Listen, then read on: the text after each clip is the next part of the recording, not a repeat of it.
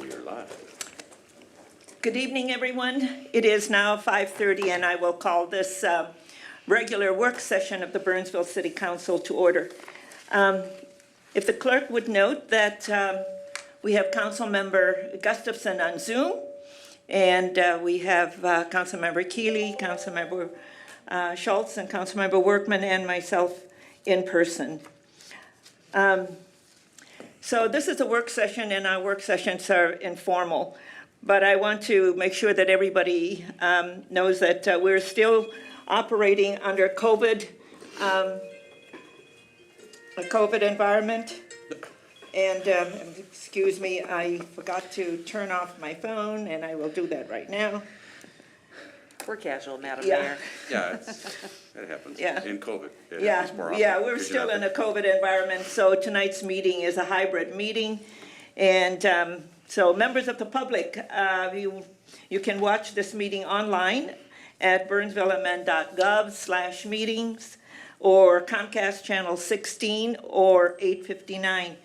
The public can also participate through Zoom by joining us at zoom.us/join or by calling 651-372-8299.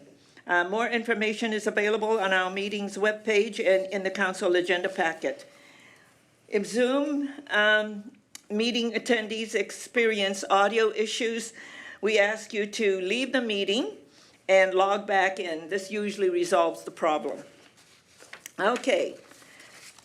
Let's go to the first item, and the first item on the agenda is the sketch plan for the Astleford Properties, including grant and TIF support request. Regina Dean, our Assistant Community Development Director, is presenting. Ms. Dean, good evening. Good evening, Mayor, members of the council. Thank you for allowing us to present this item before you. Next slide, please. So I do want to note that Mike Faber, the developer that's interested in the property, pursuing the property, is available via Zoom in case there are any questions related to the developer or the proposed development. So as a background, this site is located within the MRQ, Minnesota River Quadrant, north of Highway 13 and west of I-35W. The sites are owned by Astleford. They're currently vacant. There's 5 sites that are part of this land that the developer is interested in. I should note that this site is also within TIF District 7, which is a soils correction district. Next slide, please.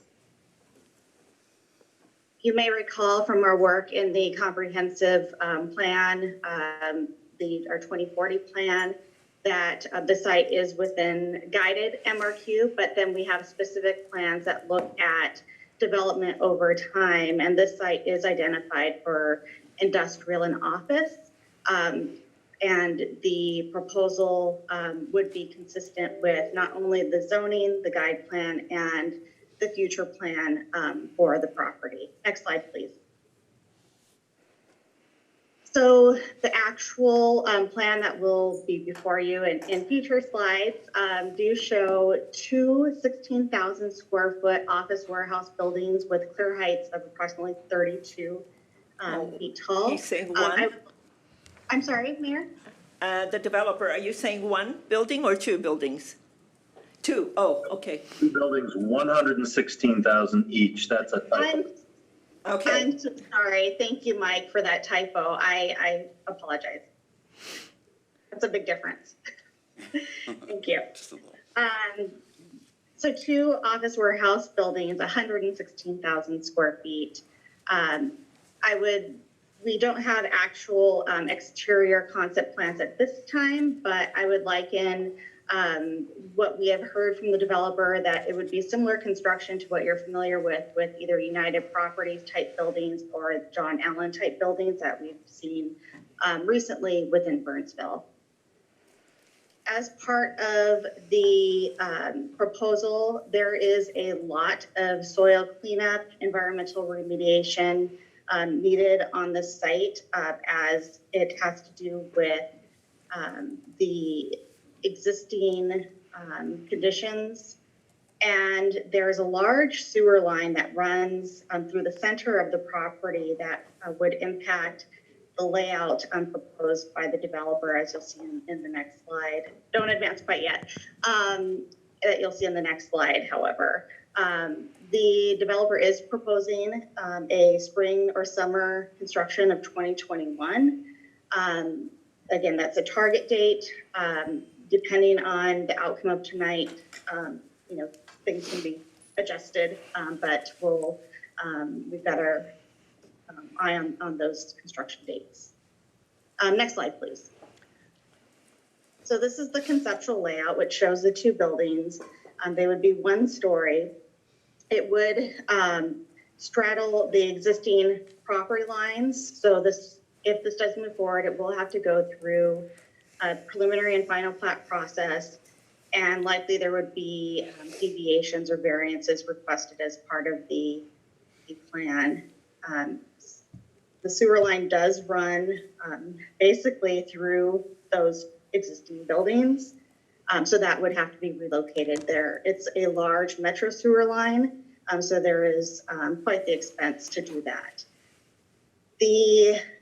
There has been some soils corrections on the properties.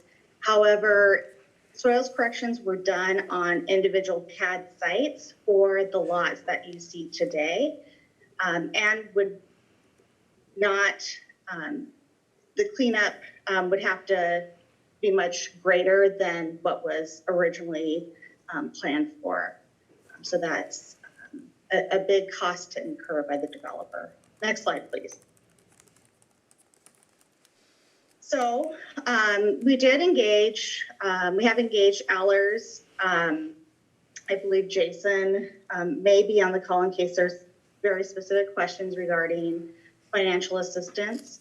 But our preliminary investigation does show that there is a need on the site and that it would meet the but-for test that's required by state statute. We have already identified that it is in a soils correction district, in a district that's already established, and an estimated $2.5 million in soils corrections are estimated. Again, there has been some soil cleanup on the site, but not to the extent that's needed for the scale and type of development that we're looking at in this proposal. I do want to note, just from a staff standpoint, we have seen a number of concepts come through over the years for the site, and for whatever reason, could very well be the high soils correction numbers. The developers have not pursued the development. We're estimating through the developers' worksheets that it would be approximately $1 million for sewer reroute of that main sewer line and environmental mitigation, and that the TIF that's captured on the site would not cover the gap entirely. So additional assistance is requested through grants. In the background, we highlighted a number of grants that we know are available through either the county, the state, through DEED, through the Met Council, through Dakota County. And if there is support for the project, we would like to work with the developer to pursue some of those as many of the grant applications as possible. Of course, we cannot do so with many of those grants without your support. We would need to supply a resolution with the grant applications, therefore needing council support. Next slide, please. So we are looking for direction or consensus from the council to see if there's support to use TIF for the site, and if there is support for working with a developer to apply for grants to help close that funding gap. Again, it's about $3.5 million in the gap that we've identified. And I'll stand for any questions. Like I said, the developer, Mike Faber, is available via Zoom to help answer any additional questions. Thank you. Thank you, Regina. Members of the council, your thoughts? Councilmember Keeley. Thank you, Madam Mayor. Well, We have two projects in front of us tonight that are looking for TIF. In this particular case, TIF has already been established in that region. It's a very, very long view that we're taking with the MRQ. It isn't going to, fully develop in the next 5 to 10 years. It's going to take a while, and so we're looking at a lot of interim uses over the last several years, and this is actually one that fits within the plan that we've laid out. And so here, I would be more apt to be open-minded to the TIF request because we've established TIF up there. And I think because of the soils corrections, it certainly more than qualifies for ELF grant funding access, because that's exactly that, soils, demolition as a primary. And so I'm certainly open to this, and I like this. It's nice to see a project, especially a project like this, come into that particular area and where that kind of falls in the MRQ. Those lots have been soil corrected for over 10 years. I mean, many of them have already been soil corrected, but there's still more to go. So maybe we've gotten close enough that we've got a project that's got some legs. So I like it, I appreciate it, and I support it. I need a little bit more information on the TIF, maybe from the rest of the council, but I'm open-minded to the TIF in this particular instance. Anyone else? I just have a quick question. Okay, Vince? Thank you. One thing I think we hear often is that the stock we have in Burnsville, the ceiling heights tend to not be what is sought after. Is this meeting kind of that high demand of the higher ceilings? Yeah. I understand 32 feet is quite a bit, but I wasn't sure what the exact number that people are seeking is. Anything over 26 If I is can what I add, hear. Yeah, Councilmember Regina? Copeland, I would agree that, we hear time and time again that those clear heights aren't available at the Ready in Burnsville, and people go to our neighboring cities to the south or to the east that do have that land available. So there is a need in my perspective for sure. It's also just a great location as well. What we've heard from not only this developer but other developers as well with interest. And then is one Vince? of the primary reasons this isn't developed because of the cost of the soil remediation and then the sewer? I mean, is that kind of why this has sat the way it has for so long? Yeah, the MRQ with the soils are very, very difficult. And I think we started to do some work on the soils down at the Astleford property, but not all of it. Am I correct, Regina? There has been soils corrections on the site, but not to the extent that would cover the area that's proposed by this development. We have seen conceptually other developments similar on the site, but for whatever reason, it could be the price tag of the remediation needed, they've walked. Yeah, and this was I also for sure, in my time in Burnsville, I've seen two concepts come through. Okay. Yeah, and this was also the site for minor league baseball stadium back when, if you remember. The Millers, right? Yeah, and they just couldn't put the money together to do it, and also the soils down in that area. Okay. So, yeah, and, okay. Thank Dan G. Thank you, Madam Mayor. I agree. The MRQ areas, we've known soil remediation has needed to happen for years down there. We knew it was going to be very expensive for people to do that. Also, hearing about having to move that very large sewer piping and that for a metro piping, that was something I didn't see coming at us. I'm good with the TIF in that area because it is a TIF area and we set it up for this kind of thing. On the ELF grant, I think I'm okay with the ELF grant, but I don't want to commit to too much on the ELF grant until we see what kind of grants have come in.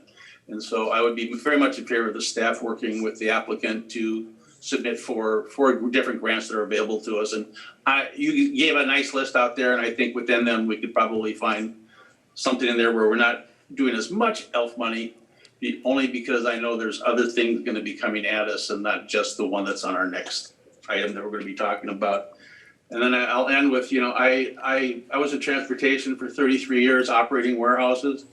And that was always one of the raps on Burnsville is we didn't have high ceilings here. And so many companies didn't locate here, even though we were perfect for the transportation because you can go anywhere from Burnsville being right on 35.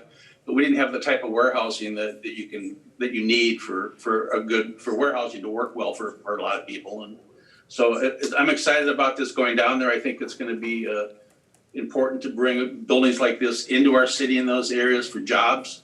I mean, as we are slowly going to come out of this economy is going to start taking off in a different direction, and things are going to start happening again rather quickly, I believe. So we need to be ready for it when it happens.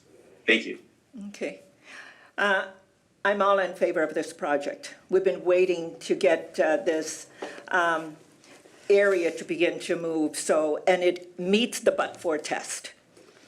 And when you look at what our comprehensive plan has for this area, this is exactly the product that we need for this area. And it's exactly the product that as we move forward and reopen the economy, it's the right product and the right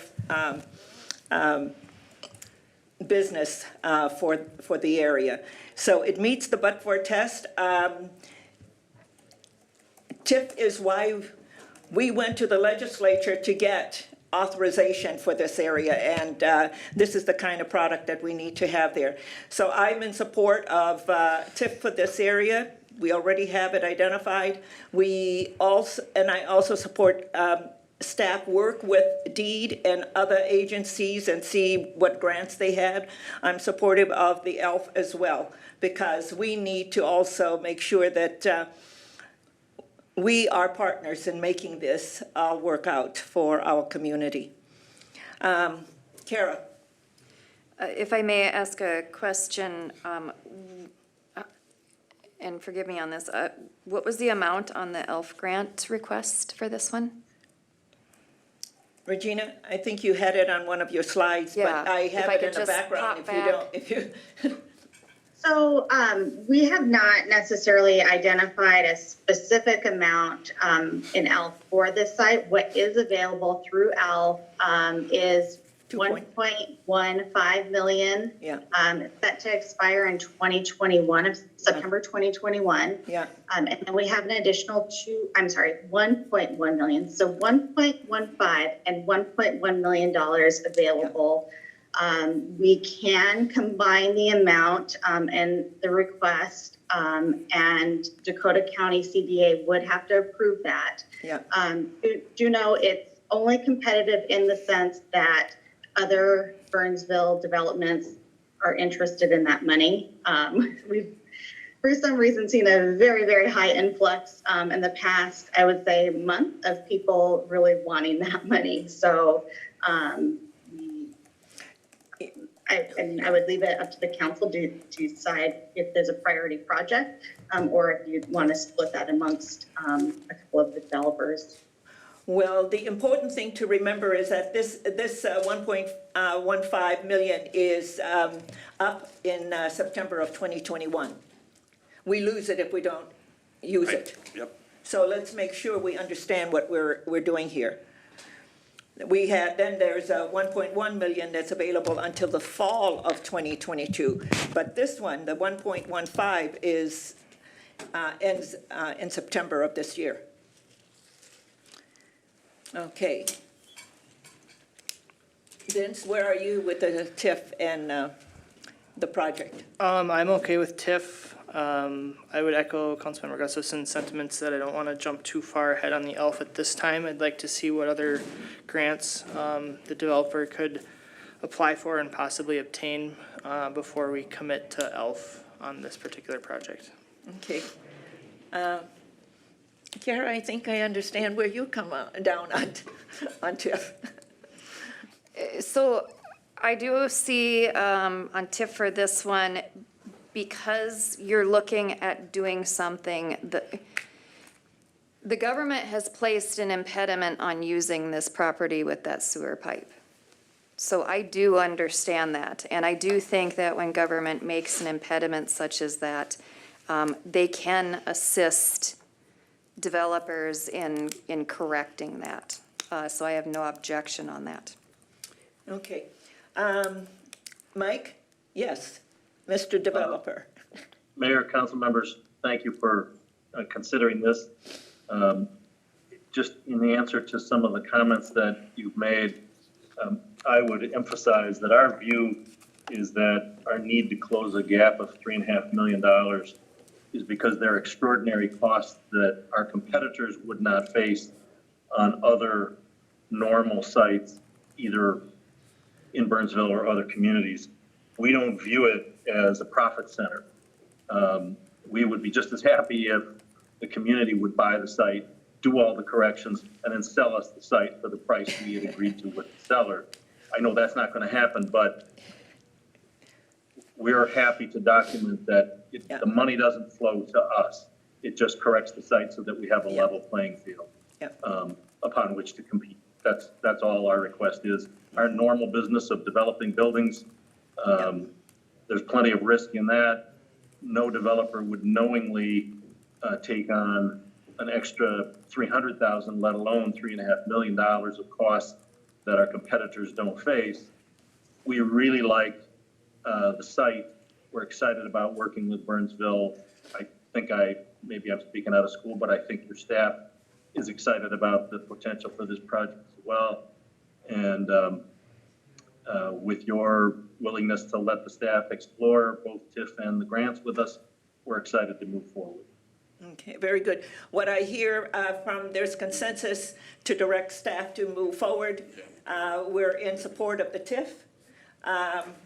Work with the developer to explore the other programs available, and then, of course, the ELF money, which is available also. So, but that'll come back for the council to take a look at it after we have a better understanding of the finance. Okay. Madam Mayor? Yeah, yes. The one Councilmember. unique thing about this particular one is ELF is just one of the options. Yeah. You know, you have the Dakota County Rig and you get the Metropolitan Council. So there's other Yeah, buckets that Yeah. can be pursued to then maximize those before we come back to, okay, what's left of the $3.5 million and what can Yeah. be done through TIF and what's then left over Yeah. that could be considered for the ELF as, Yeah. so in this case, I see the ELF as that last stop with, Yeah. after other opportunities that Yeah. we maximize. And does the applicant agree with that?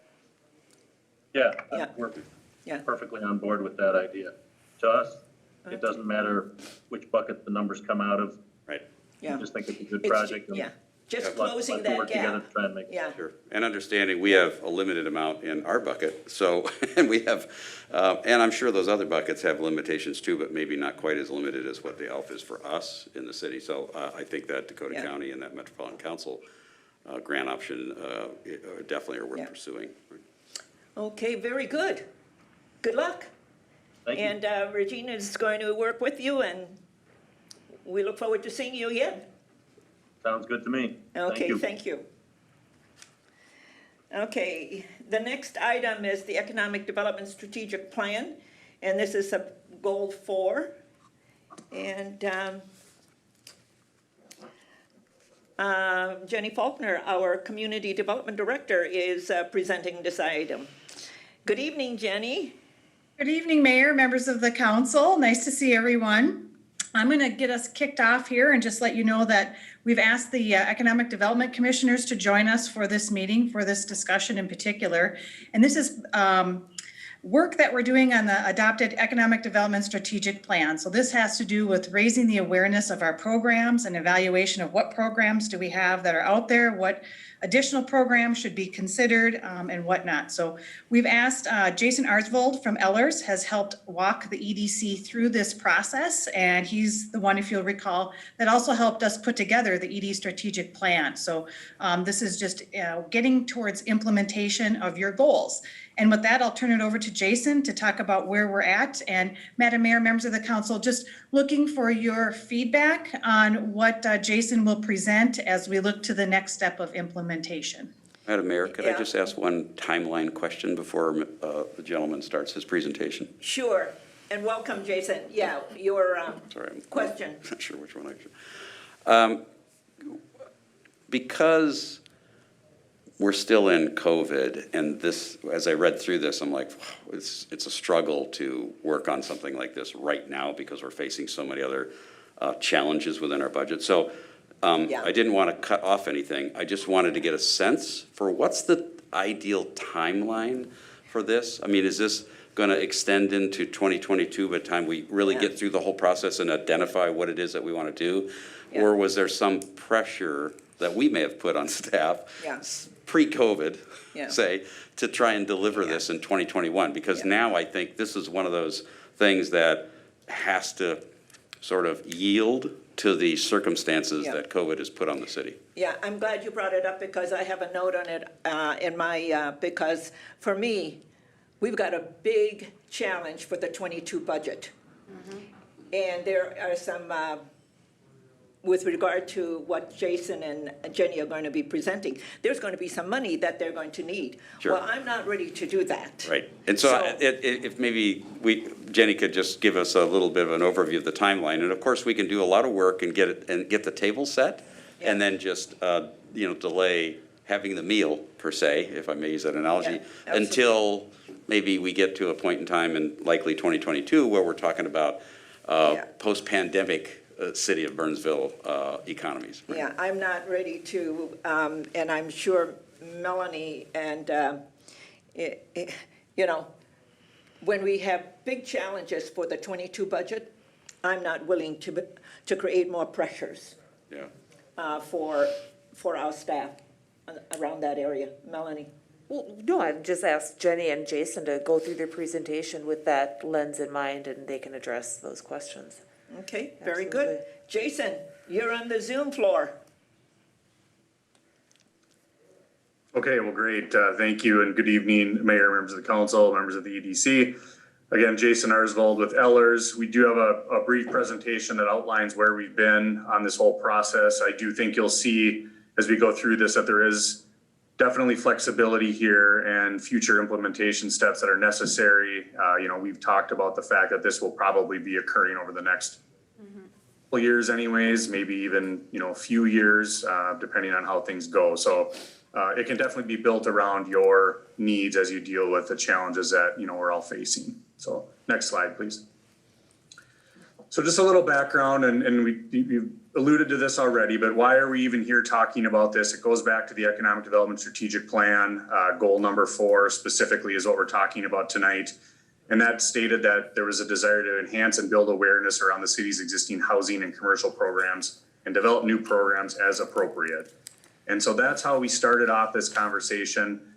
Really, the focus narrowed around the single-family housing piece of that goal first. So what you're going to hear tonight is really being driven by that and not necessarily about the commercial programs, which could also be forthcoming, but really this initial focus, as I said, is just on single-family. And the whole idea was to, have greater utilization of the housing resources that already exist out there and are available to your residents. And also, build additional tools that would ultimately lead to tangible housing improvements and neighborhood stabilization. So that's the lens through which we went down this road and started on this process. So next slide, please. So a little bit about the process, our first meeting, and Jenny mentioned this, but we worked with the EDC to get some valuable feedback about the kind of things that were desired for the community with respect to a housing initiative. And that first meeting was on September 9th of 2020. And, there is a detailed list of feedback that in the plan document itself, but there were some themes that emerged from that discussion, and the ones that are listed here are really what were served as the guide for coming back with ideas about what to include in the plan. And so we heard housing maintenance and repair were very important and really should be the central focus of this idea that we're improving neighborhoods appearance and building value. So you'll see that theme repeated throughout the recommendations. The other one was trying to leverage other outside funding as well as administrative capacity. So I think there's a recognition, both by the EDC and staff, that, you know, there are limited resources that the city has. So to the extent that you can use what you do have and you know, leverage that to achieve other benefit to the community, that should be a focus. So you'll see how that plays out in the examples as well.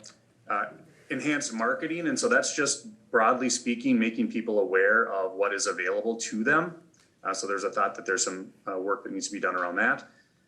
Technical assistance was a big one, and that can take on many shapes and forms, but just the idea that there were some resources for residents that would help them through the technical issues that they might encounter while trying to improve their homes.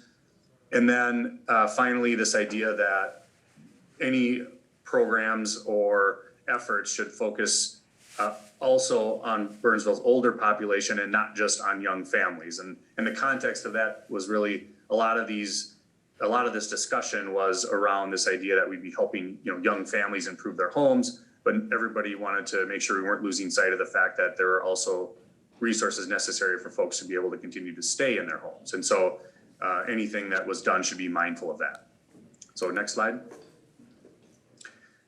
So we took that feedback, staff and Ellers, and thought through what housing initiatives, new initiatives, could address and further those objectives for the city. And there were, you know, several items under consideration, and you'll see a list of those in the plan as well. But really the idea was to pull from other successful examples in other communities, other best practices, and then specifically those things that were going to move the needle on the objectives that the EDC wanted to see occur.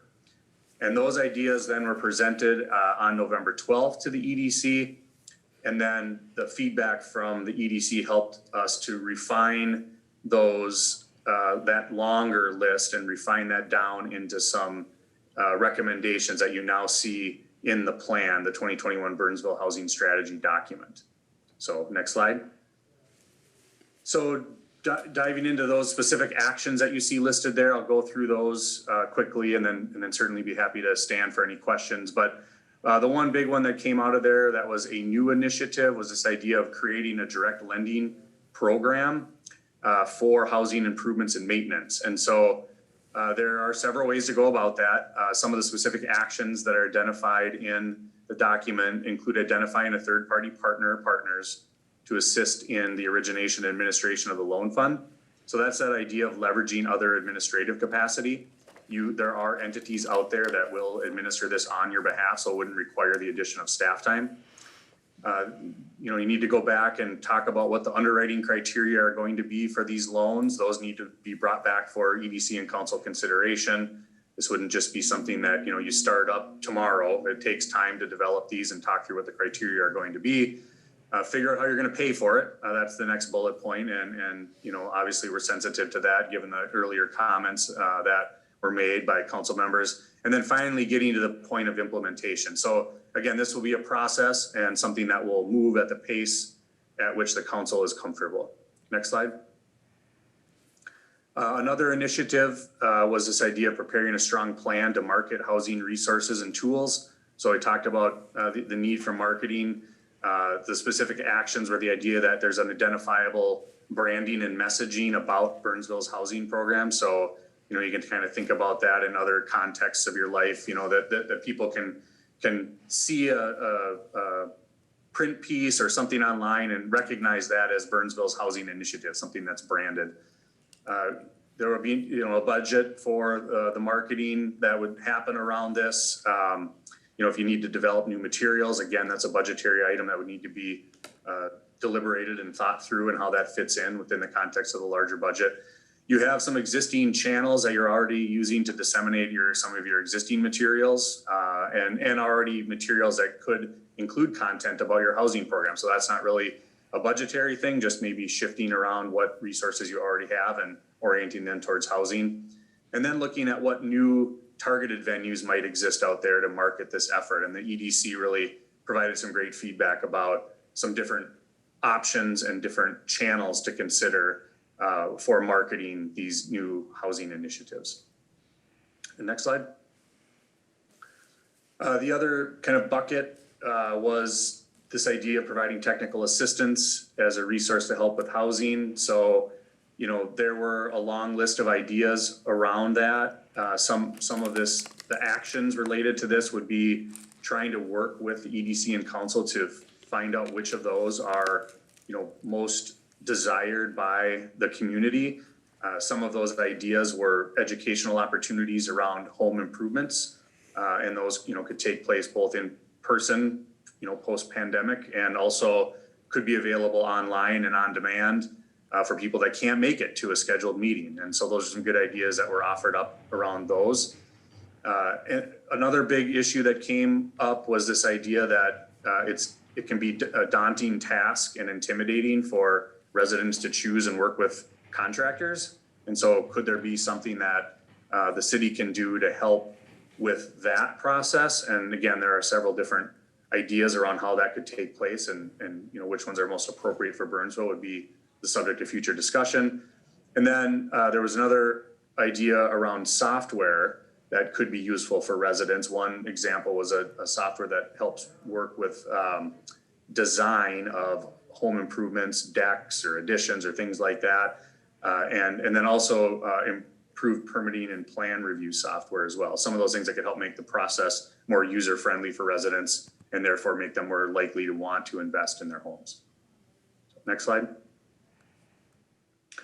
And then finally here, the idea of promoting energy efficiency and sustainability for Burnsville residents. So that was another important piece. But here again, the thought was that you'd be identifying and leveraging the resources of third-party providers of energy audits and other similar resources. So, you know, there are a lot of entities out there that already offer these services. Some of them come with funding or are available for free.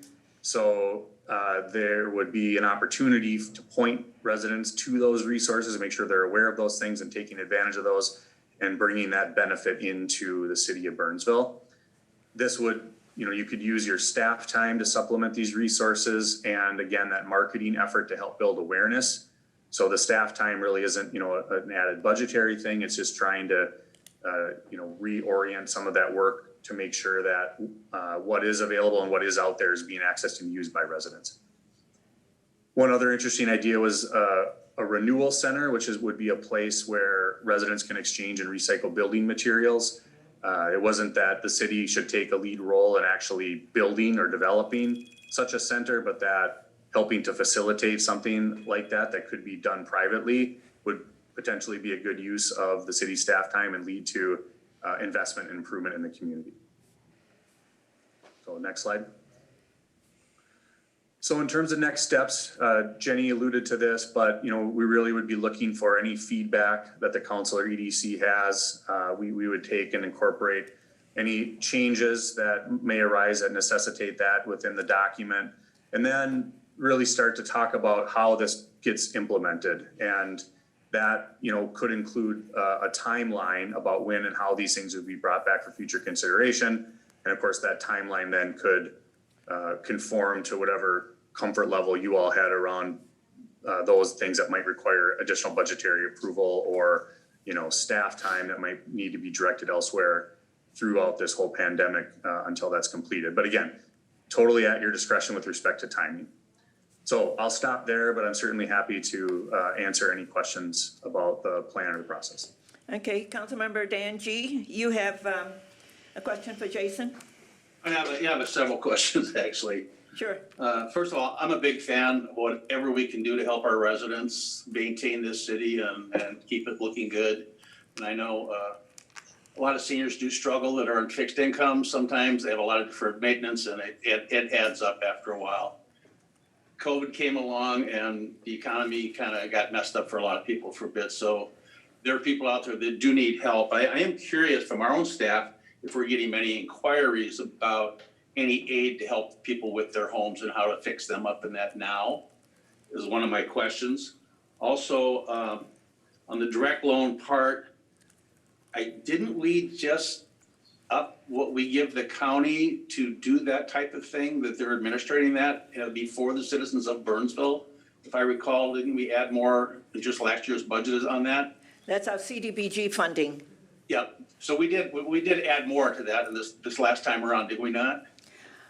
Jenny, it wasn't that much, if I No, remember. it wasn't a great deal. We started it. I mean, obviously, we're gonna need more, but I agree with you guys.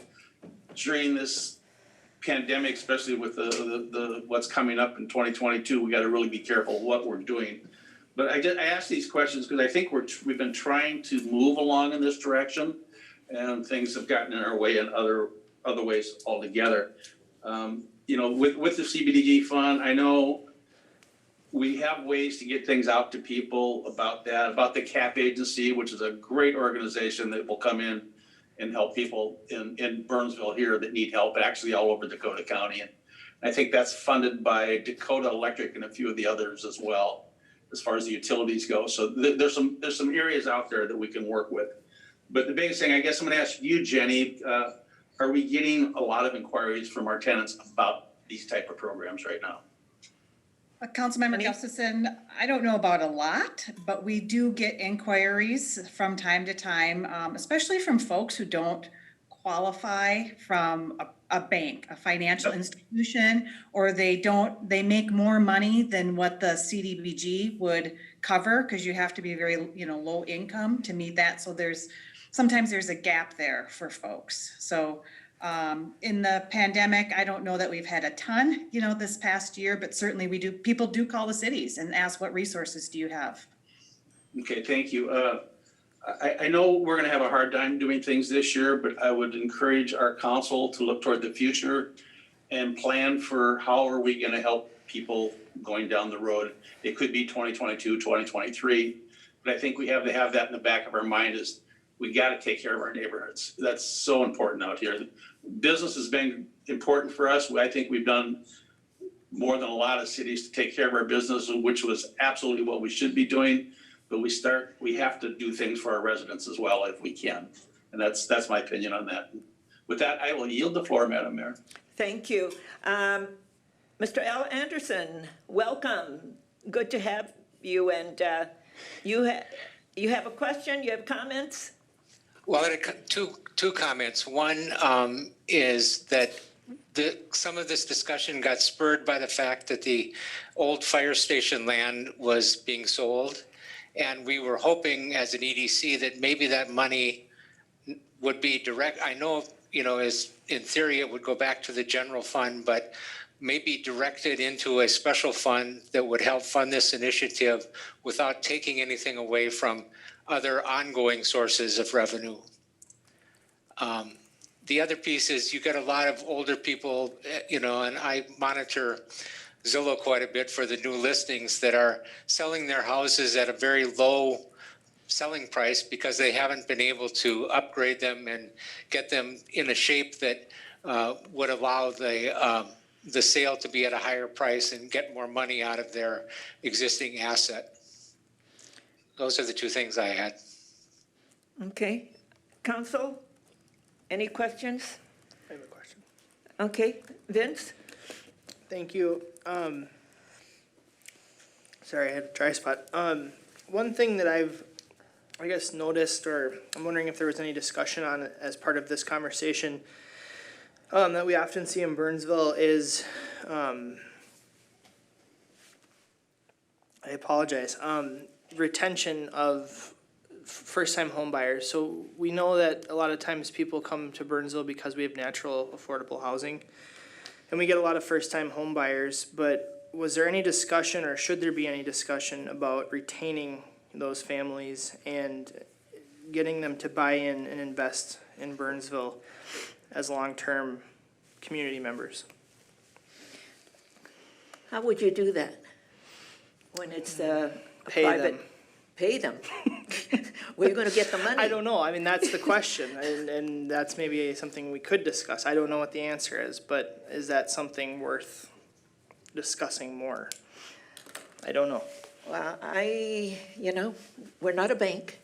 We're trying to get into some things, and we've got a lot of different things. So because I think what you have presented to us, Jenny and Jason, I think on the financial participation, I think that needs more discussion on our side, because we're looking at a 22 budget, and I'm so concerned about that. Because first, we need to take care of the business of the city, to take care of our community, and to ensure that the services that we provide to our residents and businesses are going to be there for them.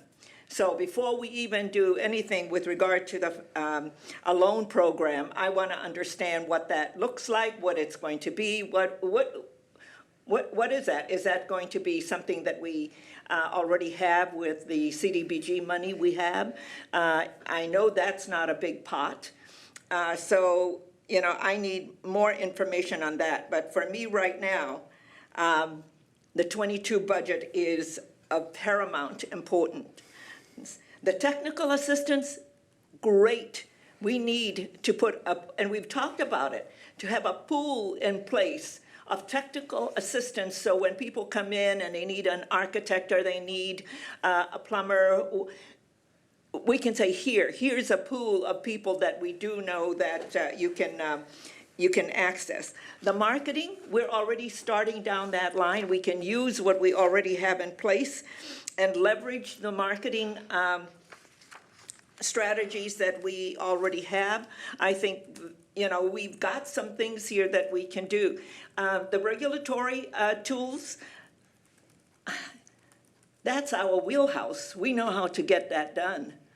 And so for me, the home energy audits, and if I believe that Excel and Dakota Electric and all of the others can do that and help give assistance to our residents. So what you've outlined, I think, is great. I'm not ready, Mr. Anderson, L. Anderson, to make a decision about the sale of the Fire Station 1. I have to look at everything that has to go into the general fund and all of that, rather than saying we're going to take that money and put it here. There are so many needs, and the priority is the service that we provide to our citizens and to our businesses. Kara. Yeah, I am with the mayor on more information, being a little cautious, and also what Councilmember Keeley said of this needs to be backburnered slightly, just because we don't have our, you know, a full handle on what's coming up. I don't think that it's ever a bad idea, whether you're in a city or whether you're in a business, to reduce churn, because churn costs. So trying to look at, and I would assume we're not the only city that does look at it, how do you keep your residents through their life cycle, right? And so what Councilmember Workman was saying,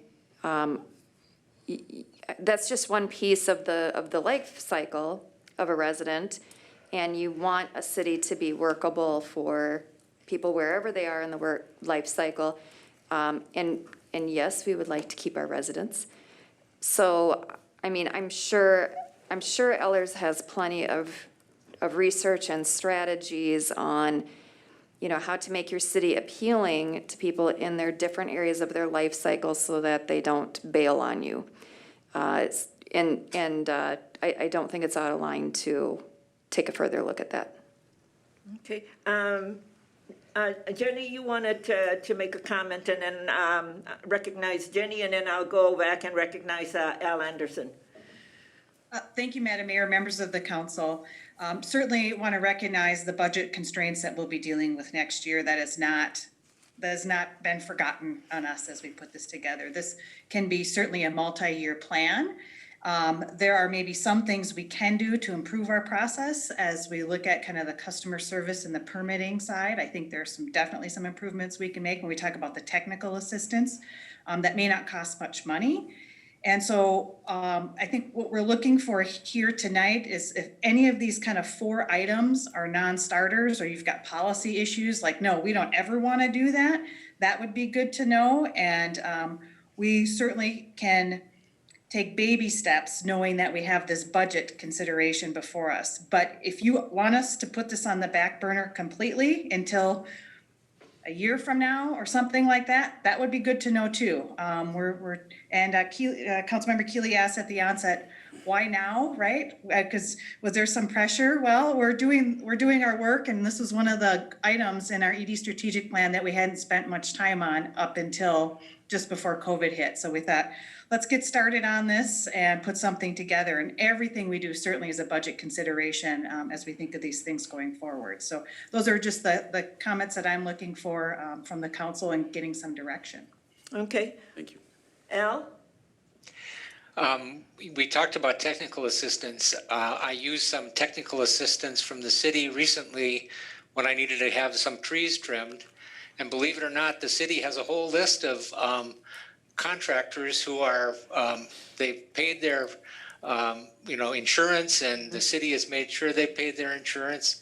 And you can pick from that whole list. It would be nice to have a whole list of, maybe remodeling contractors, plumbing contractors, things like that, where they've somehow shown to the city, whatever the appropriate way would be, that they're reliable contractors. Yeah, and we have had that discussion, as I mentioned earlier, and Jenny also acknowledged that, but that's one area that I think that's a doable area right now. We can pull together that list. And the marketing piece, I think we're already doing a lot of marketing with our consultant.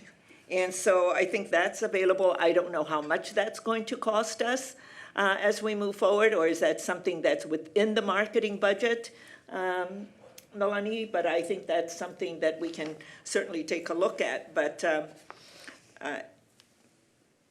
so, you're wanting some direction, and I think for me, this loan program, because we don't know, I don't want to have false to say, okay, we're going to do that, and then we can't fund it. We can't fund it, right. But the other things I think we can do. And let's continue to have the discussion around what this loan program would look like, because with all that you have presented, Jason, there's going to be a lot of process with regard to understanding how that loan program is going to look like. How is it going to be paid back and so forth? What are the guardrails around all of that? And so I don't know if that's something that we tread lightly and maybe, you can do some of that work and bring it back, but but we don't address it. For me, it's, oh my God, just understanding what the 22 budget in the projections that we saw at the end of the year. I want to make sure we're going to be good moving forward for the 22 budget. It's not far away when we're going to start delving into it again. I'm going to go to Kara, and then Vince, and then Dan G. I was just noticing that there was a question or comment in the chat. So I just wanted to call attention to that. I do not have one of my own. Yeah, I don't, I can, can somebody tell us what's in the chat, because we can't access the chat. Right, I can only, I just see a blurb of it come up, I can't. Our moderator should be able to follow up with us, so. Okay, thank yeah. you. Tina, if you can take a look at the chat and, yeah. That was Councilmember Keeley that hit the button that has Councilmember Gustafson's name on it, because I'm sitting in his seat. Okay, because he already I didn't made reach, it. I was gonna reach all the way over there to push Okay. my button. Okay, Are you Vince, keeping my seat warm for me, Dan? I am. yeah, Vince, Thanks. It's a Dan seat. I just wanted to, I guess, feed off of what you were just saying, and our staff's obviously looking for some direction here. And our budget is gonna be the biggest obstacle to implementing this. So I would be okay with pushing this back until we're prepared to really give it what I think it deserves. To Councilmember Gustafson's point earlier, I think we are probably overdue on focusing on something like this. And I would be upset if we didn't kind of give it all we had. And since it doesn't seem like we're able to really do that, I don't want to kind of piecemeal something together. So if we maybe kick this to the end of the year or the beginning of next year and maybe reassess where we're at, I just think that makes more sense than kind of hodgepodging something together throughout the year.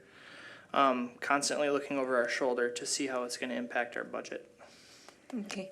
Yeah, well, I think there are some things that we can do, like a technical assistance list. That's not going to cost us money to put that together. Yeah, but if we wanna roll this out as, you know, a program and have it have the punch, I think we want it to have, sure, I mean, a list is fine, but let's really roll out the red carpet and make this thing, I think, what we think it should be. That's all. Yeah. Dan Keeley. Thank you, Madam Mayor. Well, first question is, I'll back to my opening question. What is the forecasted timeline if you continued to work on it as you are today? When would you think that it would be getting close to buttoned up and ready to launch? Is this a 6-month process, a 9-month process, a 12-month process? Are we just a few months away if we kept working on it? And then we would obviously hit the pause button until a time when we can launch it and fund it. But I still don't have a sense as to how long it'll take us to get through the whole process Yeah. in preparing. Jenny and developing and it. Jason? Thank you, Madam Mayor, members of the council. So there's kind of 4 action steps that are proposed here, right? So one is the rehab loan program, and that would take time, several months, you know, to figure out what those parameters would be. The financing part of it would be included in a budget discussion, whether it's the one coming up or the one after. So that could be a short or a long term. Then we've got the marketing plan. We certainly can incorporate some of the marketing of what's out there now for folks into some of the marketing that we're currently doing. I think we can do that for very minor dollars that we already have budgeted for. So if we want to start to do some of these things before the entire budget and the market is ready for a big rollout, we can kind of softly roll out pieces of this, you know, over the next year. The technical assistance, as we work to try to put together that contractor list, other tools that help improve customer service, maybe things that we can implement with our new software, you know, CD software. So there are some other things that, again, we can do baby steps partially along the way before we get to a full rollout. And then the last piece was on the energy efficiency and sustainability. The energy audits are done primarily now by a group called Center for Energy and Environment. And so we had actually plugged into the 2021 budget some funding to market that program. An energy audit costs about $100 for folks to get done. And then they do offer some financing assistance for those that may need it if they want to make those financing or make those energy improvements. We did also put in the budget funds to help pay for some of those energy audits for those that need it for our residents. So we can choose not to do that, or we had we're thinking ahead as, would this be a good thing? And we did earmark some funds in the EDA budget for that. So we've got little steps, parts that we can do, or we can wait. We can do a soft rollout with things. It really is very, very flexible in how we proceed. And so I think if we want to try to make some improvements, there are some things we can do in the short term that have very little budget impacts. Thank you. And Okay, could I follow up? thank you. Yes, and then I have a commissioner who's waiting to also comment, but Wonderful. finish, Councilmember Keeley. Thank you. I understand Councilmember Workman's concern. for sort of piecemealing this, not giving it to do. We spent a lot of time and a lot of deliberation to get to fund Ellers getting involved and move this forward. Yeah. I believe we had strong debate about how we to fund it, how we put together. And we've been debating this since I've been on council at least 3 or 4 times over the last 12, 14 years. So we finally got to a point where we felt we could figure out a way to find some creative funding and some options and do something to help. And we really crossed that bridge of, we're not going to take taxpayer money, we're not going to take taxpayer money to turn around and give it to people to improve their house. We're going to try other things. And we tried, deferring or waiving fees and that kind of stuff. And that was really breadcrumbs to a $15,000 or $20,000 project. Saving a couple $100 in permit fees doesn't exactly help much. So we decided, all right, if we could come up with different ways. I certainly changed my tune. I've never been for taking taxpayer money and reallocating it to help improve houses. But I also, after these, several election cycles, have witnessed neighborhoods with housing needs and realize that the county and the state are only going to do so much, and that cities can play a role in this, but we have to be very careful about how we do it. And I really wanted to have a good debate on where we were going to get the funding from. So to Commissioner Anderson's point, bringing up, I'm glad you brought that up if you're still listening. That reminded me of the discussion we had when we talked about one of the possibilities to assemble some funds was if we were to sell a piece of land that the city owned, or in the case that he brought up, the old fire station, that whatever that might garner, maybe that could be diverted into that fund. Now, we're gonna do a study, as we just talked about earlier, and in our one-on-ones, we're gonna look at what should that land be, the disposition of it, sell it for a development, make it green space, whatever. But that was a good idea. I do remember that being brought up, and I was very open-minded to that because I thought, what a great way to recycle money from an old city property and put it into a fund like this that could help people, through a grant program, fix up their house and raise their property. And it quite frankly helps the whole neighborhood because the neighbors would like to see those houses in need getting some attention. And the owners are just not in a financial wherewithal position to do it. So a little bit of grant help can make it happen. So I do believe that if we move forward on this, we're not, the big concern at the beginning I had was funding it. But it sounds like, Jenny, with your overview and really breaking it down, we can move forward with this, with some of these things. And we're really not gonna have a discussion until a year from now about major funding of it in a budget discussion. We might talk about it in the next one, but I don't think it's gonna live very long because 2022 is what it is.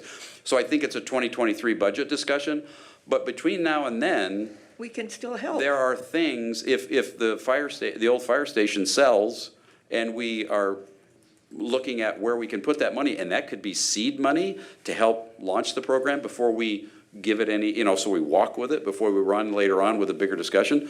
I think that could work out too. So I'm very comfortable now saying if this moves forward, as you pointed out, there's several months of work to go in a lot of these pieces, that I'm comfortable now saying continue to work on it because we're not really saying it's an all or nothing, like if we don't fund it soon, we may as well not waste our time. It's really not that kind of project. So I'm comfortable, and good point, Councilmember Work, for bringing up that, let's not piecemeal it and not do it justice, because we did spend a lot of time getting to where we're at today. So thank you. Yeah.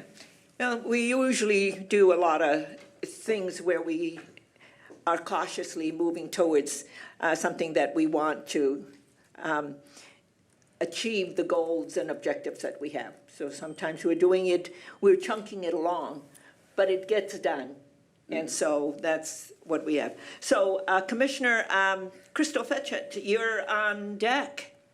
I think she recanted. She has changed her mind, Madam Mayor.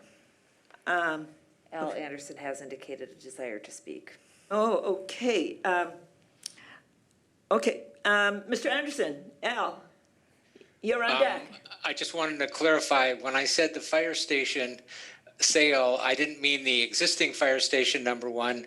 It was the land down on South Cross in Portland All right, yeah. that was being sold for housing development. Sure. Yeah. And maybe Yeah.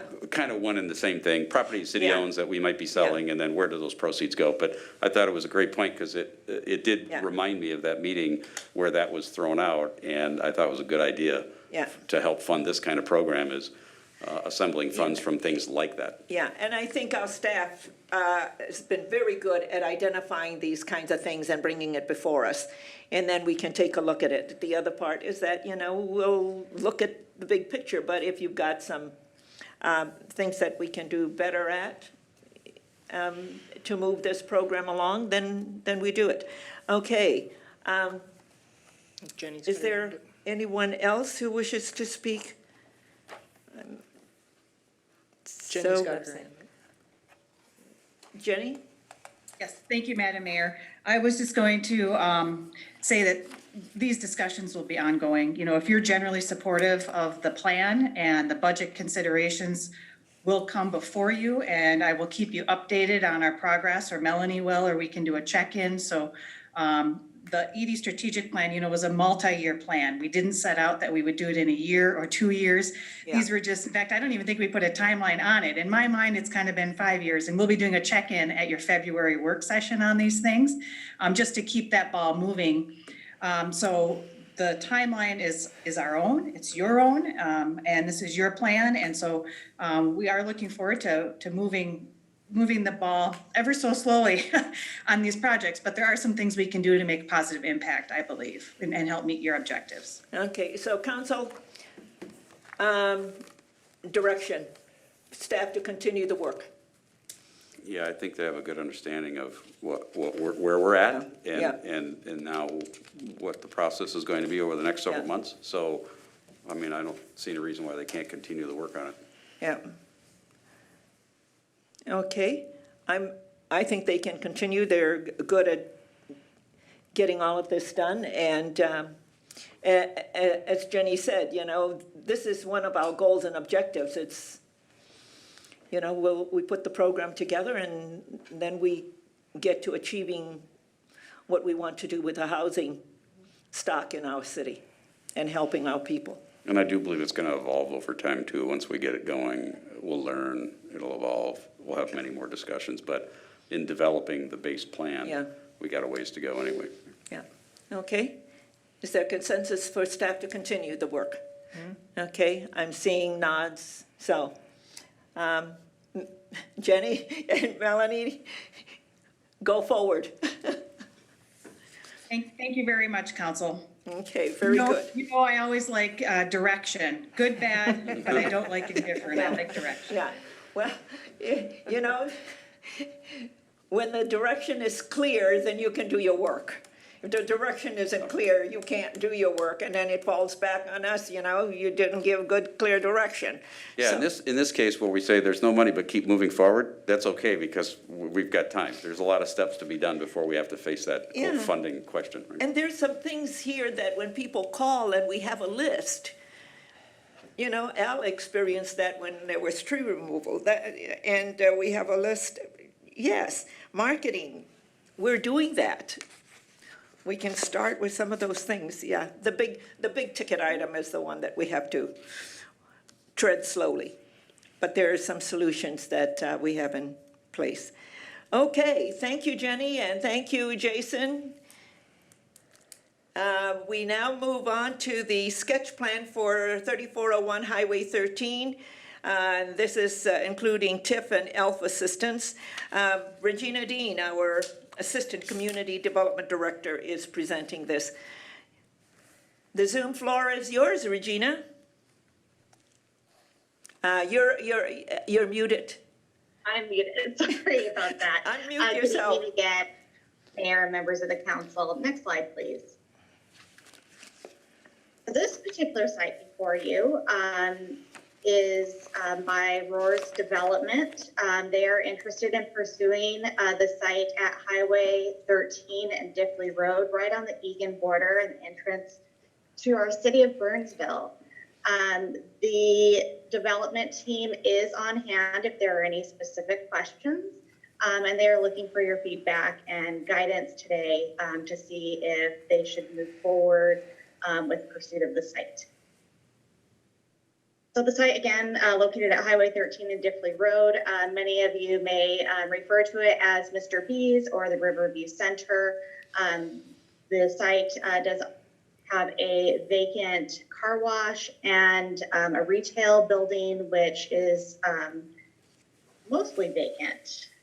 The site's guided mixed use and zoned mixed use.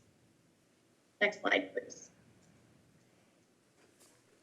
Before you is a conceptual site plan that shows a 155 unit apartment building with 4 stories, would include underground parking and surface parking as well. The site plan, very conceptual at this point. We have not thoroughly vetted it out with our development review team, as the general guidance tonight is based off of assistance for the property. Should this move forward, it will be vetted further through not only our city staff, but also Dakota County and MnDOT as well. Next slide, please. Before you are some example exterior concepts that the developers proposed. Next slide, please. And then an example of similar projects. As you know, Roars recently purchased a property within Burnsville that was owned by the EDA and constructed apartments with ground floor retail within our heart of the city near our future Orange Line transit station. So you're very familiar, I'm sure, with the look and feel of that building. As well as another example, I believe the lower right corner is a West St. Paul project that has recently, I believe, received approval and has ground floor retail on this site as well. There are other examples within your packet for your review as well. Next slide, please. So again, conceptually, we're looking at 155 units of market rate apartments, 4 stories. I do want to mention that there is no commercial proposed as part of this development. Our mixed use zoning does allow for 100% of the property to be multifamily. We don't have a requirement in mixed use that it has to incorporate any type of commercial component, office component. It can strictly be residential. Again, underground and surface parking and various community amenities are envisioned for the site, including open space for the residents, bike parking, and nice design features, I would say, within the apartment units. The actual unit breakdown, we don't have that available at this point, but the developer has indicated that they would like to incorporate 3-bedroom units within the development, which is unique. We don't see a lot of the 3-bedroom option within new developments, or we haven't seen that. And they're thinking that they could accommodate approximately 15 of those units to be 3-bedroom units.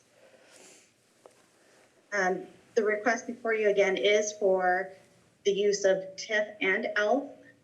It would be a redevelopment site, and they would use the ELF funding for land acquisition, site cleanup, and demolition. The site's currently not located within a TIF district, so that would have to be established. And again, looking for direction to see if they should pursue a assistance application and move forward with that process. Next slide, please. So just some very preliminary numbers. Within your background, there is a memo attached from Allers, and they have identified that the site would meet the but-for test for TIF, and that there is a gap that is identified, and it would be approximately 10 to 15 years before of TIF payments before that amount would be captured. And as far as ELF, the developer is asking for ELF money, approximately $1 million. Although if there is support It could be combined to capture not only the $1.15 million available, but also the $1.1 million available. As we learned from the previous item, the first item of the evening, there are a number of developers that do have high interest in applying for that ELF money. Again, it's only competitive in the sense that there are other developers within Burnsville that would like to apply. And it does require CDA approval as well as city approval, or EDA. CDA and EDA. See how many acronyms I can use within this evening. Next slide, please. So we are asking council if there's support to create a TIF district for the site, if there's support for using ELF funds for the site, if you're comfortable using all of the funding that Dakota County can provide with their approval, and not allocate any TIF or not create a TIF district for the site. And then we want to know if there's any other issues or concerns that you would like addressed. I did have a note in the background. If a property owner or developer is asking for assistance, that does give the council some flexibility in asking for something kind of above and beyond the minimum. And that's spelled out in our TIF or in our assistance policy, that the architecture, for example, does need to meet a better or best quality and exceed the minimum. Certainly, if there's any questions, I'm available, as well as Jason with Ellers, and then the development team is also available. Okay, great. I have Councilmember Gustafson who wants to speak, and Councilmember Keeley. So I'll go to Gustafson first, and then I really Councilmember Keeley. don't have too much in questions, more a statement on things. We've long looked at this particular site as a high potential for ELF money, because just it's the gateway to our city and it looks terrible coming into the city. I would be uncomfortable giving up all of our ELF money to any one project in this city, because I don't think we get as much bang for the dollar. If we can get several projects going in at the same time, I think that really benefits our citizens far more and the city as a whole. I don't know if the applicant is aware, or even if we're aware of it. I happen to be. You know, the county actually has grant money to take out gas stations, to take out the tanks of the gas stations. That's things that they can apply for and that sort of thing. And last, you know, we have been very successful the last few years in Burnsville, attracting builders, including ours, who came in and built I love what they did with Maven in the heart of the city. It looks great. But we did it without any type of TIF type financing. And I struggle with TIF at times, and I don't. Kara made a good example down in the MRQ. There was a reason TIF is important to have, to have that happen there. I'm not sure that same reason stands in this particular corner. And, and I've talked about for years expanding our tax base, and thank God we did in the last few years, because when this COVID hit, it really helped us as a city, because we had revenues to kind of offset some things that had happened to us. So it kept us in good shape without having to do a lot of layoffs in the city like so many had to do. So I'm good with some ELF money to help with the demolition down there. I would be really encourage the Roars to go to the county, because there is money to help take that gas station out of there and dig some of that stuff out. And so I would talk with those over there.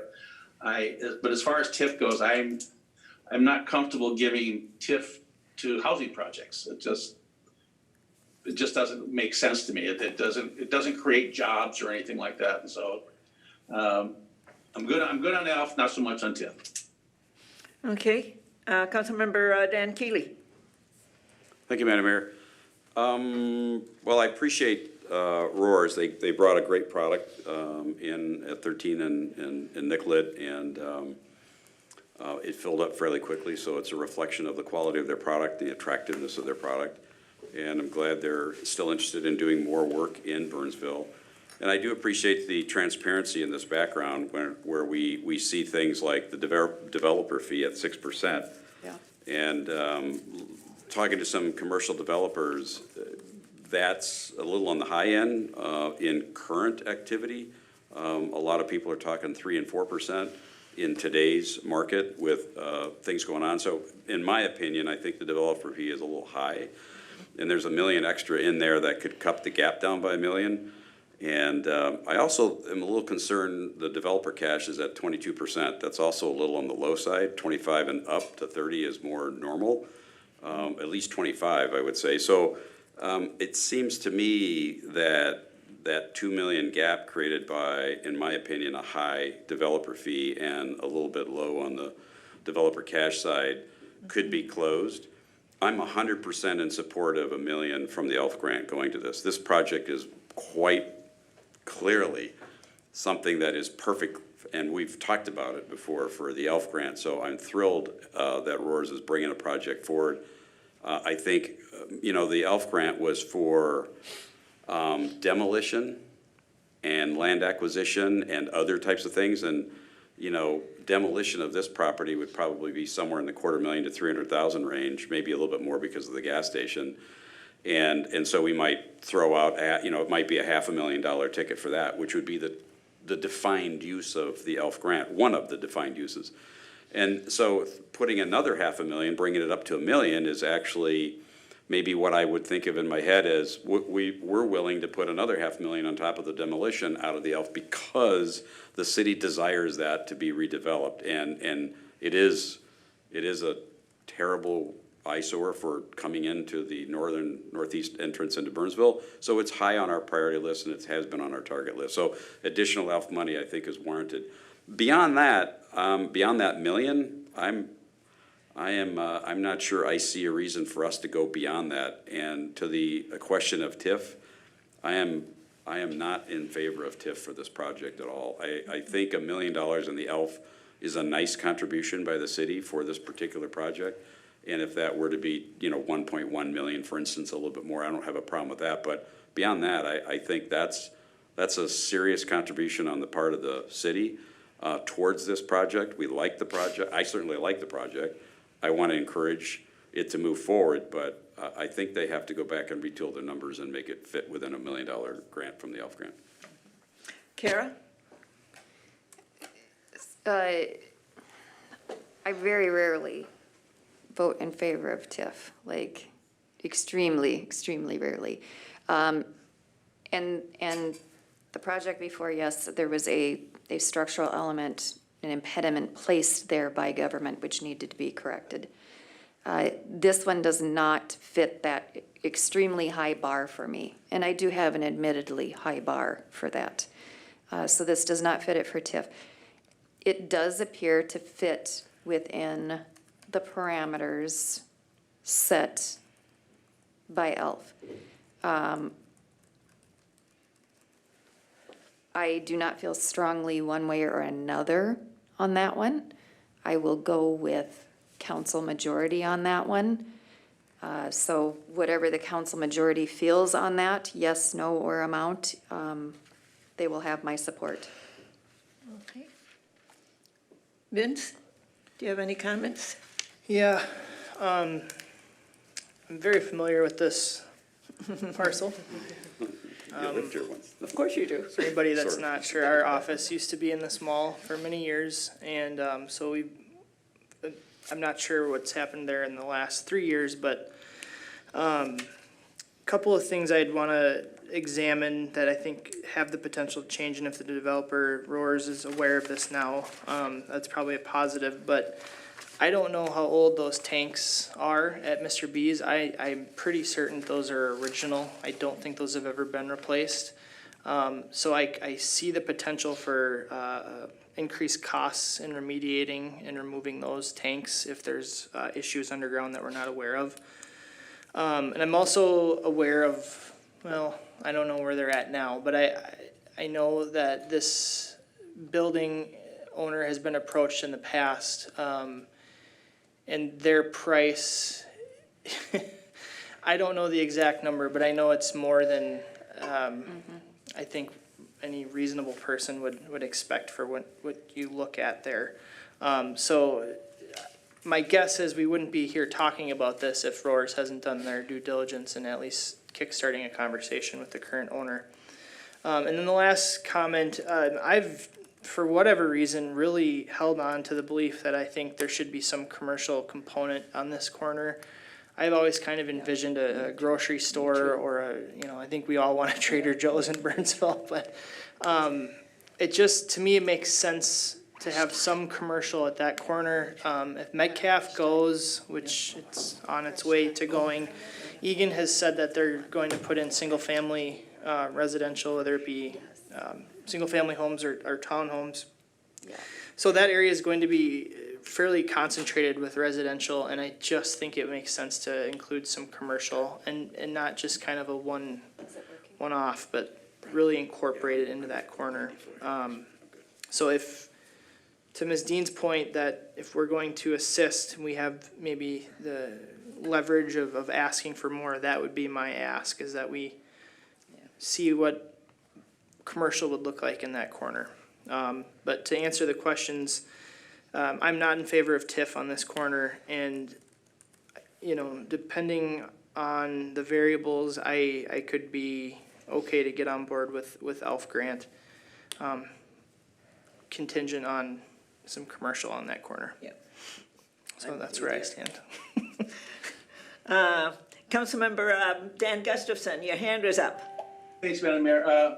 Vince, I think under state statute, all the tanks in the gas stations had to be replaced by the year 2000.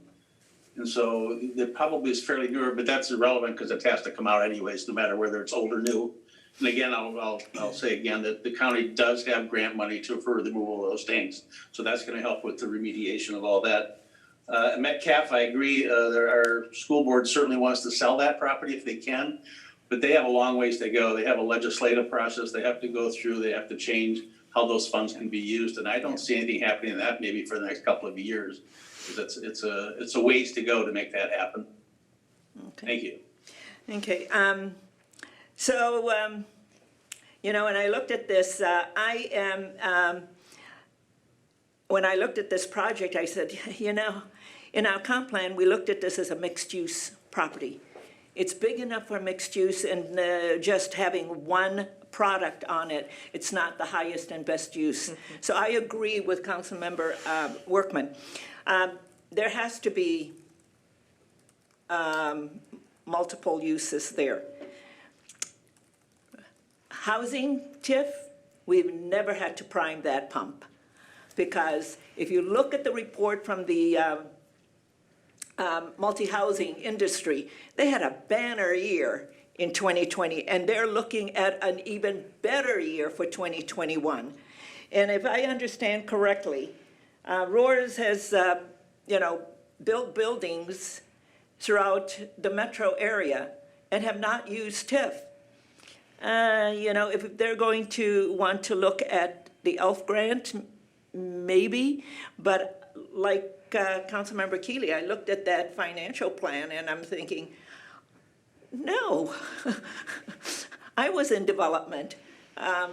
No.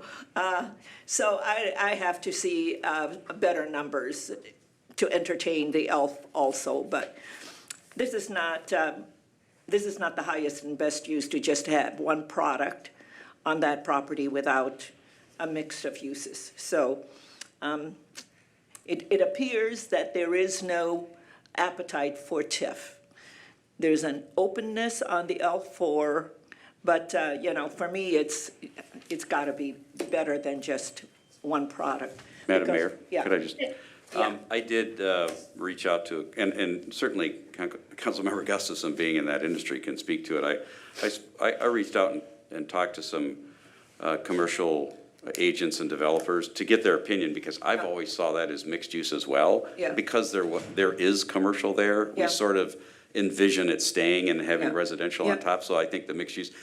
But I haven't found anybody who believes that that's actually going to work there. They don't, for some reason, believe that, and part of it is to put some commercial there, we want the parking to stay behind, right? So now it's street fronting with no parking in front of the building. And so it might have a storefront, but you'd have to drive all the way around back, park in the back, and then come through the building to get at those businesses. It doesn't lend itself ideally based on the way you would orient a building. So certainly it could be redesigned, but I have been struggling to find support for what I also envision there, just as you, and Councilmember Workman. I always thought mixed use would be a natural there, but you gotta design it for that. And so far, it's not a lot of commercial developers that are saying that's really a good idea there. You know, we heard that too when we did the heart of the city. But you look at it and how they've done it because we wanted to have parking in the back. Yeah. And they got it done. It's when we say, oh, God, they said it can't be done. You know, and then, no, look around the country and see what has been accomplished. We just don't, just because, oh, you can't do it. Look at what happened in Bloomington also, in Edina. No. This park, I mean, No. circumstances of where you have some street parking, pull up for a handful of cars to pull up, that helps a lot. But in this case, I don't know that would work, right? You can't do it there, right? You can't do it on the side road or They can that. do a redesign because it can be done. There's smart people who can do all of this, so, yeah, no. But I think our staff wants us to give some direction. No TIF is what I understand. Madam Mayor, the developer is asked to speak as well, please. Okay. So, Regina, Andy from Aurora's wants to speak? That's correct, Mayor. Okay, Andy. Good evening, Mayor and council members. Sorry, I haven't done a work session here before. I wasn't sure where to interject virtually, so appreciate you guys taking the time and running through the project. And thank you, Regina, for the great presentation and Ellers for the TIF run. I'll just highlight a few things real quick. So we did pursue this site for quite a few months, and we do have it under contract with the seller. The reason that we are here with a TIF request where we previously haven't, needed to request TIF and soft funds and grant funds in Burnsville is that this is an operating commercial building, so there is a price to pay for that. The acquisition price here is about $2.7 million. And our Maven deal, I was not with Rose at the time, but I believe it was around $300,000 or $500,000. So there is a substantial difference there, which has kind of led to this position. And I did also just want to comment on the developer fee item. So we do defer about half of that developer fee and just increase that to the maximum in order to increase our bank loan. So just wanted to highlight that little piece as well. Regarding the commercial element, completely agree that this site should work for commercial. There's currently commercial there. The issue we've run into, we do have an LOI from a group that we had to sign an NDA with, very small group, but I think there's some potential. The issue we do run into is that there's a couple of factors at play. One, commercial tenants either want to be in heart of the city or they want to be closer to the outlet mall. We're kind of on an island here where there's no synergy with other commercial uses, and that's what commercial users and retailers look for. So that is one issue. And then as the council member suggested, parking is difficult. There's great visibility, but they'd have to park behind, which definitely works, and we could do that. But we have spent a couple months here working with different brokers trying to find some users to incorporate the site. That said, we're happy to incorporate some commercial with the space, but I just did want to give that context there that we have pursued that. We have some interest that we are exploring further, and we're hoping to find other potential users for the site. I think that covers everything I wanted to just address real quick. Regina did mention, we want to do some 3-bedroom units here, do some larger units to kind of target. Our Maven deal had a lot of smaller units, and the feedback we got there was we want to be a little more suburban. We want to have some more space. And with COVID and a lot of people working from home permanently, we want to really increase the size of the units and focus on that. So it's kind of a newer product type we're exploring. And we have done deals like this in both Fridley and West St. Paul, where we've purchased an operating commercial blighted building and then worked with the cities to utilize TIF and redevelop the building. Without TIF, I don't believe we will get this project to move forward. Honestly, it's just too difficult with the numbers. If this were the Maven site where we were paying the lower acquisition price, we would be able to do it any day of the week. And there's lots of great land like that, both in Burnsville, but we see this as a really high priority site. I mean, we drive by it every time when we go to Maven. And I know the owners have pointed it out. Nick, who's on the call, said we should call the owner of that site, see what we can do. So that's kind of how it came across our desk. And so we really do like the site. We think it's a great candidate. But the context just is that when we purchase these operating commercial buildings for redevelopment, there's just a high cost that comes with that compared to the other developments that we do and you guys see in Burnsville. So I really appreciate the time, appreciate the feedback, and thanks again. Okay, thank you, Andy. Councilmember Gustafson, did you have another comment that you wanted to make? Thank you, Madam Mayor. I agree with everyone that I always looked at that site as a mixed-use site with commercial on that site.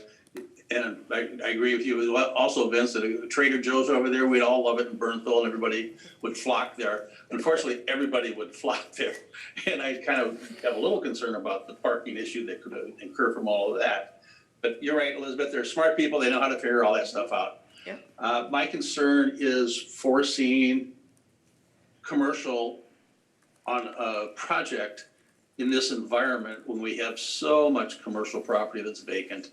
And even the Maven, which is a nice building and that little commercial piece you got there, I don't know if you have somebody in contract, but I don't see anything happening over there. So you got this big piece of building you built and you can't rent it out. And there's a cost to you on that. I look at other buildings in the area that are vacant. They have a hard time filling them, especially on the retail side, because people are still trying to figure out how to do this bricks and mortar retail with what has happened over this last year. And people have gotten very comfortable going online. So you need to put in services that you can't get on the internet when you start doing retail type situations, like getting your hair cut and this and that. But otherwise, so many other things I can just order on the internet. I mean, even Joe at the mall, when I used to talk to him, told me he was always looking for new stores that you could not put out there on the internet at all, so that you had to actually come to those places to get whatever product or service. And then the service was more what he was looking for. I think it's a nice building. I was happy to see it was a market rate building. I think that particular property, you can get up 3 or 4 stories. I'd like to have seen it taller over there myself, because the views of the Minnesota River and the airport, mall, I mean, they're $1 million views up there. And we've been talking about this for a while in Burnsville. We sit on this great bluff overlooking the Minnesota River and that whole area.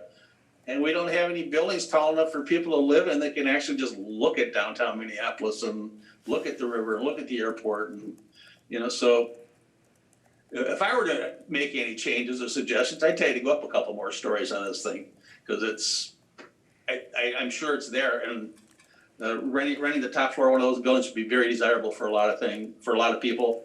I think it would help with the economic demographic of that area.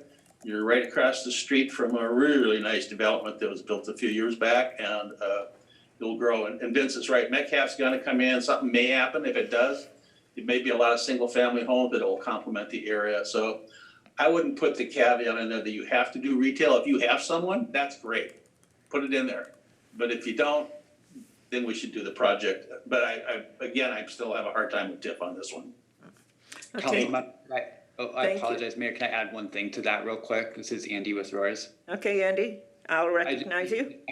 Yeah, 100% agree. So that's why we're trying to get a pre-leased commercial. Banks will actually, right now, we have not found any banks that will underwrite and give you a loan on commercial space right now, prospective with the COVID pandemic. So we've been taking a new approach of trying to get leases signed up prospectively. And so we're definitely pursuing that because we agree with you. It's a great site for it.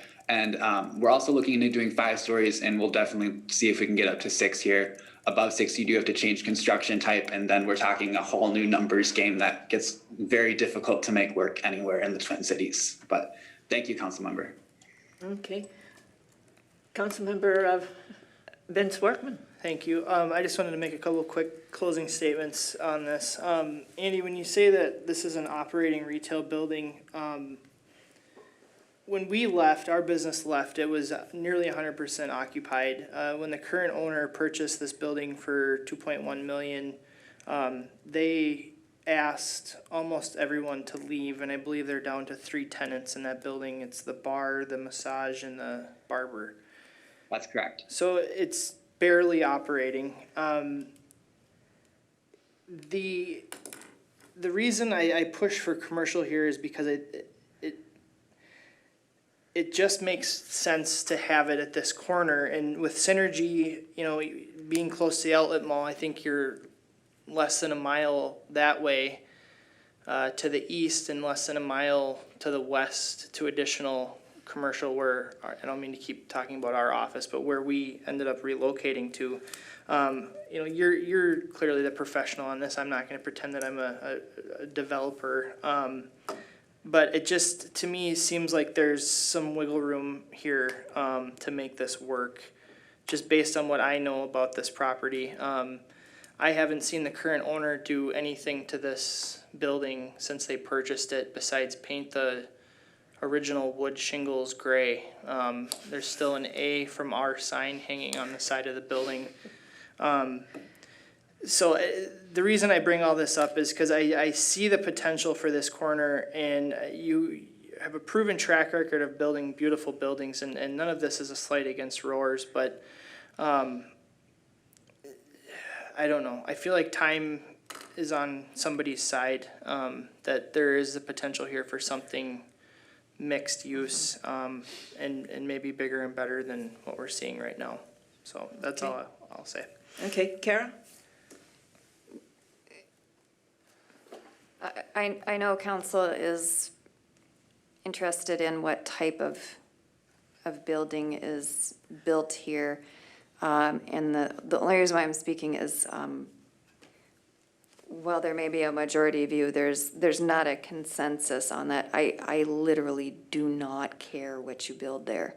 As long as you're building on your own dime, I do not care, and I'm not gonna get involved in that decision. I also would not decide TIF or ELF based on the type of building either. To me, that is immaterial. So I just for clarity, I'm outnumbered, but just for clarity, putting her out there. Okay, I think we've heard from everybody, and Regina and Andy, no TIF. There's no appetite for TIF. So there's a consensus here to take a look at ELF.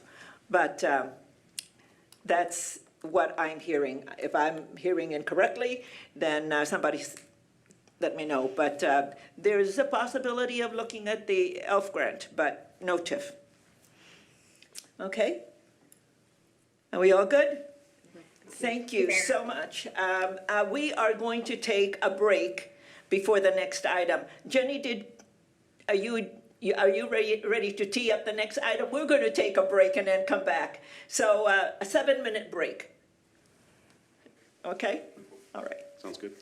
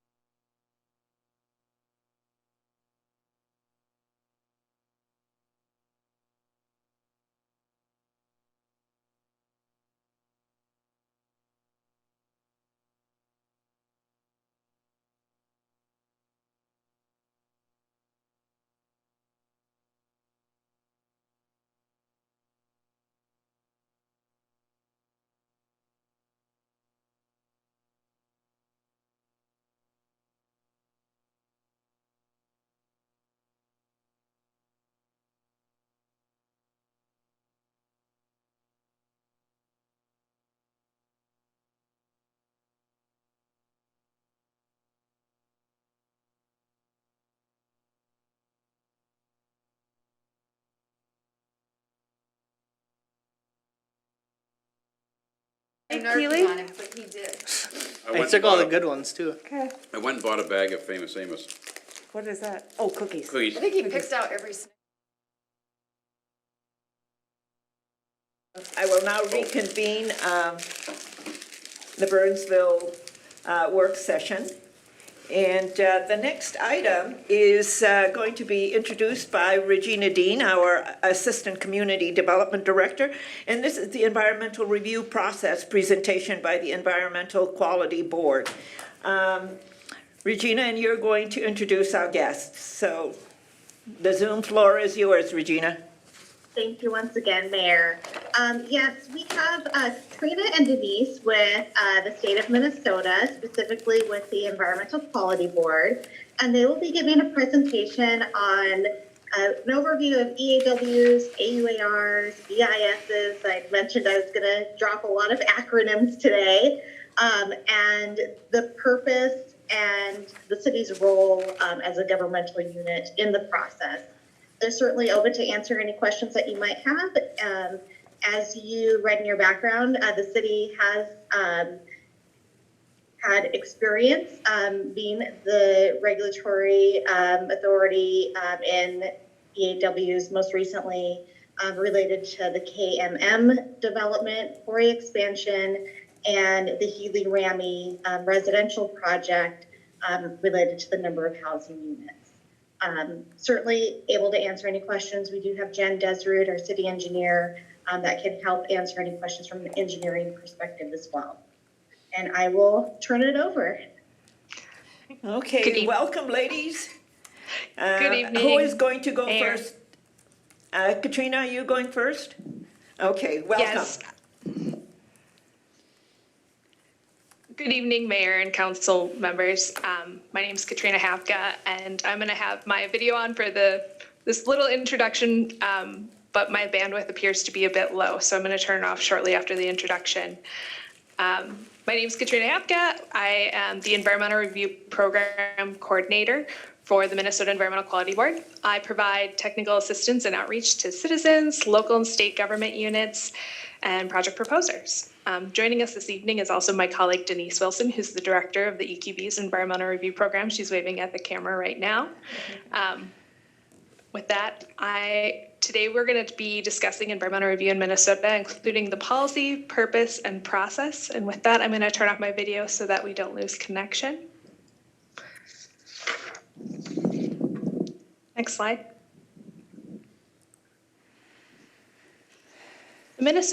The Environmental Quality Board was created in 1973 by Minnesota Statute 116C. The Minnesota Environmental Policy Act, also known as MEPA, was also enacted in 1973 by Minnesota Statute 116D. Minnesota Rules Chapter 4410 implements the environmental review procedures established by the Minnesota Environmental Policy Act. Next slide. The Environmental Quality Board, or EQB, also referred to as the board, is made up of 9 state agency heads and 8 public members, 1 from each congressional district.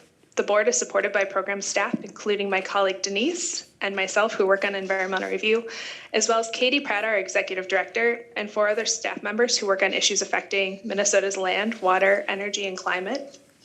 Next slide. The purpose of environmental review is to prepare environmental documents that help people understand the impact a proposed project may have on the environment. This information is available to governmental units and citizens early in the decision-making process. Next slide. The objectives of environmental review program are laid out in rule. Environmental review provides usable information on environmental effects of a proposed project.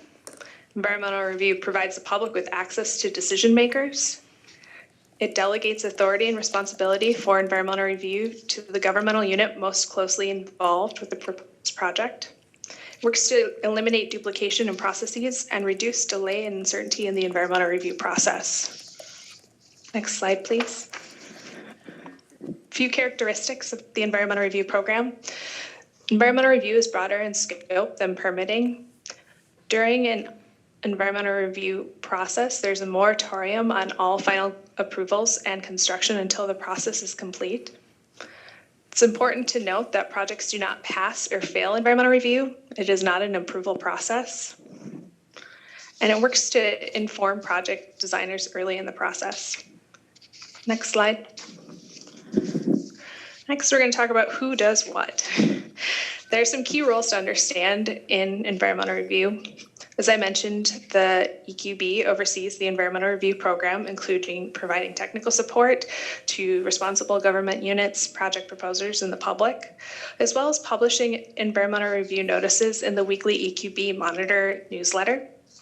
The responsible governmental unit, you'll hear me refer to it throughout this presentation as RGU or governmental unit, implements the rules, prepares environmental review documents, and makes decisions on environmental review for projects. Project proposers' role in environmental reviews to provide details on the project for the RGU to make informed decisions. The public provides their local knowledge in the process and participates in decision-making. Next slide, please. There are 3 ways review is required by rule. They include in response to a decision on a citizen petition, when a mandatory category threshold is met or exceeded, or when ordered by a government unit using their discretionary authority. Next slide, please. There are times when environmental review can't be required because the proposed project is exempt. These are the exemptions included in rule, and I'll give you a few moments to read the slide.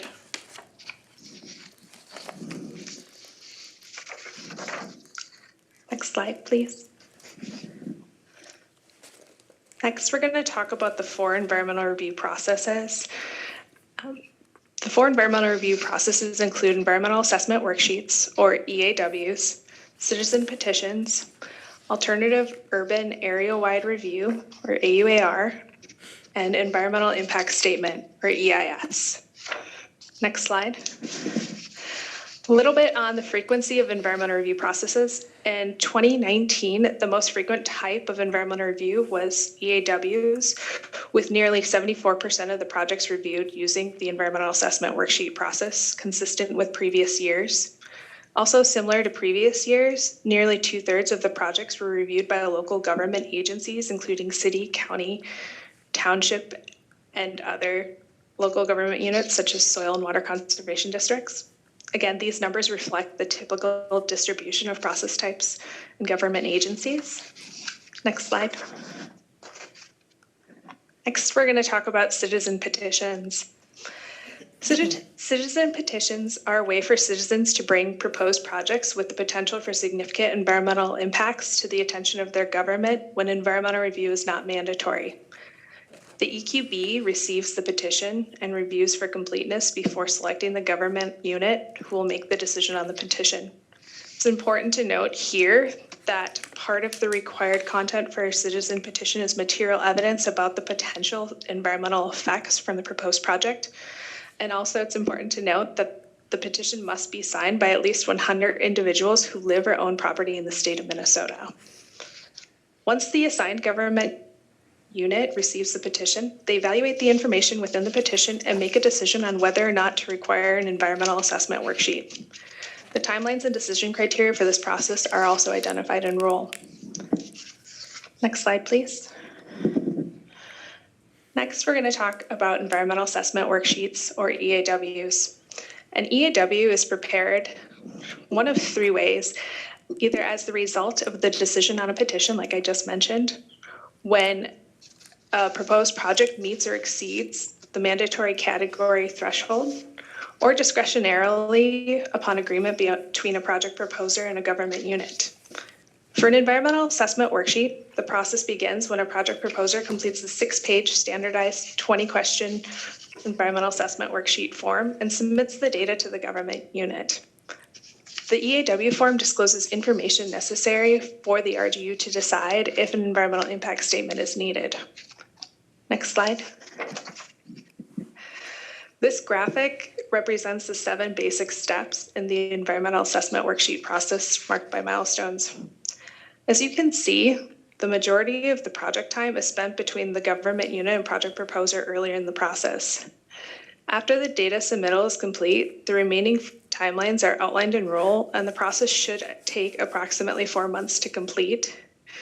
That 4 months is dependent, that amount of time and cost is determined on a project-by-project basis based on the complexity of the review and the level of controversy for the proposed project within the community. Next slide.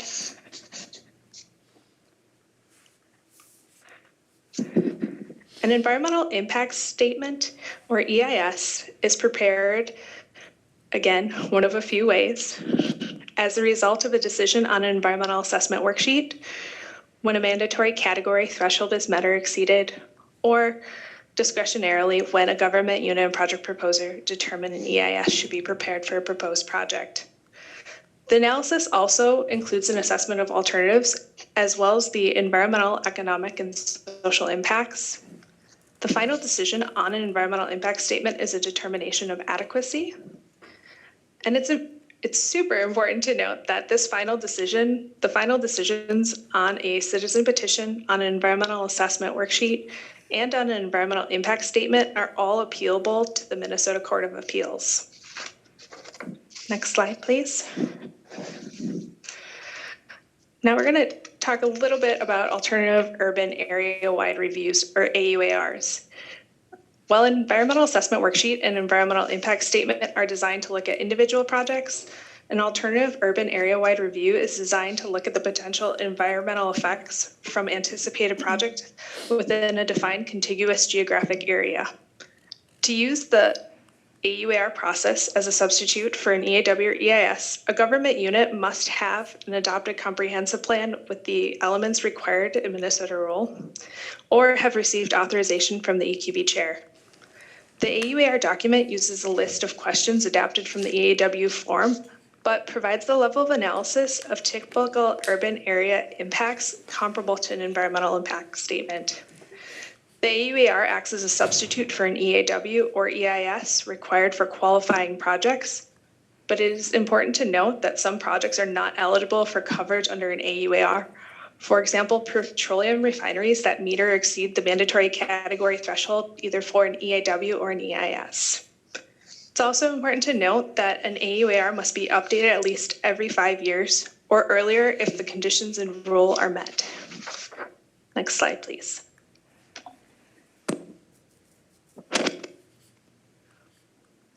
Here are the basic steps in the alternative urban area-wide review process. There's an in-depth process flow diagram available in the EQB's quick reference AUAR guidance document that I can point you to at the end of my presentation. I'd like to highlight step 3, where RGU distributes draft documents for public comment. This is a 30-day public comment period open to all to review the draft documents. Step 4 is a 10-day comment period for state agencies to object to the revised document. If objections can't be resolved between the governmental units, the objection is brought to the EQB, and the EQB makes the final decision on the adequacy of the AUAR documents. Next slide. Next, we're going to talk a little bit about active environmental review projects. The EQB Monitor, as I mentioned briefly before, is a weekly email publication that fulfills the regulatory notification requirements for all active environmental review projects.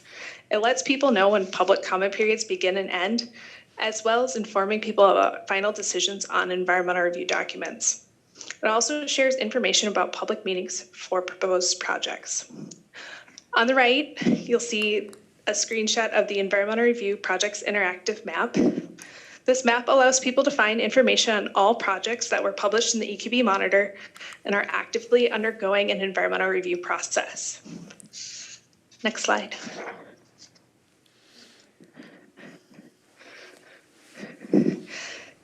To learn more, the EQB has several web-based resources available. On our website, you'll find a handful of guidance, more than a handful of guidance documents. I've pulled out just a few for your quick reference on this slide. There's also several informational videos, and I've included the contact information for our technical assistance environmental review team. Please contact the EQB if you have questions using the email or phone number on the screen. The EQB is available to assist in understanding the rules. Next slide. Here's my contact information and my colleague Denise's contact information. Again, please contact us if you have questions about environmental review. Thank you. Thank you, Katrina. Are there any questions, comments?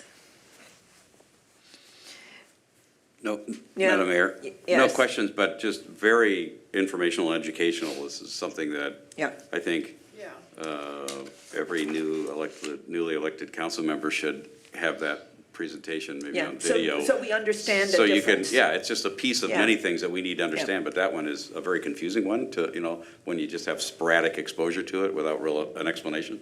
So that was great. Thank you very much. Yeah, thank you, staff, for inviting the EQB to come and present and have us understand what's going on. Some of us who have been around have interacted, have testified before the EQB. I think my first time before the EQB had to do with the amphitheater down in the Minnesota River Quadrant. If Denise, you remember that back then in the late 90s, early 2000, I think. So, yeah. So that was an experience, understanding the whole process. But yeah, it's good to know the difference between the EAW, the EIS, and the area urban. Mayor, if I can just add, as you may remember, we will be bringing forward an AUAR. We will be working through that process for the Center Village area. Yeah. So that process, those development scenarios, looking more in depth to get the area really shovel ready for development, will be kicking off shortly. Yeah, and that's good to know, so everybody knows that that area is going to be an AUAR and not an EAW or an EIS, because has a regional impact. Okay, yeah. Thank you, ladies, for coming and reporting. Denise, did you have a comment that you wanted to make? I just wanted to say thank you, Madam Mayor and council members, for inviting us, and to be sure anytime any of the issues come up around environmental review, sometimes one of our challenges that we face is that people really aren't interested in the program until there's something controversial or complex that they have to learn both the program and the issues about the project at the same time. So anytime you have a need or would like for us to come back and kind of give more detailed information, either about a specific topic area or just a general overview like today, we're available. Thank How you. about a contentious public hearing? Sure, yeah. Yeah, thank you, Ms. Wilson, Ms. Hapka. Thank you for presenting this evening and knowing that we're going to have an AUAR coming before you. Okay, very good. Thank you, and thank you, Ms. Steen. Okay. Council members, that's the end of our agenda, but we have roundtables, so. Vince, you have anything to report? No, it's been fairly quiet on my end, so I have nothing this evening. Okay, Kara? Yeah, we haven't even got going for this coming year, so, yeah. Okay. I'm going to have you last, because I know you have something to report on, okay? So not fair. I'm going to go to Dan G. I'll yield to Dan K. Yeah, he's got nothing. Okay, Good nothing. Dan K. Well, just a little update news from the MBTA.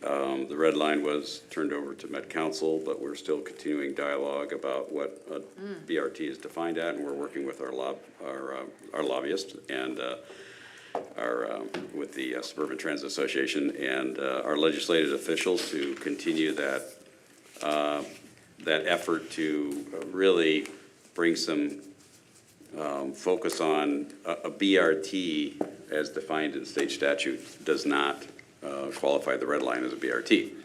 So that is, I guess, the battles continue, but more to come over time.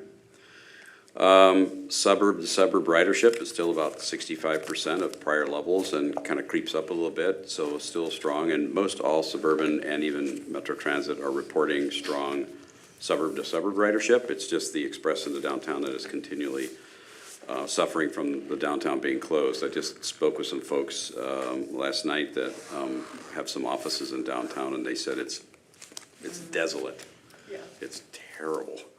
From an SDA standpoint, I shared this news that the Suburban Transit Association appointed me to represent all of the opt-out transit providers on the Transportation Advisory Board. So I would say Burnsville's back on tab, but actually Burnsville's back on tab representing many other communities. But that's So- okay. Yes. Burnsville is still has a seat. We have a seat at the table, and it's good to be back. I'm looking forward to our very first meeting next week on Wednesday. NLC related, I did apply for and was reappointed to the Transportation Infrastructure and Advocacy Committee, and then they announced a new committee called, it actually went by two names, and the acronym that City Manager Lee sent back did cracked me up a little bit, but one of them is City Advisory Forum on Urban Air Mobility. The other one, called the same committee, Unmanned Air Mobility Integration Advisory Forum. Both of them are too long, but I did apply. Our NLC Transportation liaison encouraged me to apply. I inquired about it because I was curious. I'm very interested in it. I've attended some seminars that NLC's put on about drone regulations and governance and its technology. So I had a natural interest, but I said, I don't know much about it, and I don't know that I could offer much, but I'd be very interested, very engaged. I'll learn quick, and I'll probably offer my perspective, and certainly would like the city to get involved. And she encouraged me to apply because they need small, medium, and large cities on the 25-member committee. And so basically, I kind of expect to get on it. It's a subcommittee of the Transportation Infrastructure Advocacy Committee. And then I still plug into the Emerging Technologies Subcommittee, which that is very cool and tech-driven and micromobility as well. So very interesting transportation-related committees and subcommittees with respect to NLC. I-35 is meeting this Thursday for our first meeting in the new year. And I am participating with two others on the nominating committee for a new chair and vice chair and treasurer. So we're just in the process of taking inquiries from folks right now. Nothing else really super exciting going on. So that's it. Okay, thank you. I don't have anything to report. So with that, we stand adjourned by acclamation.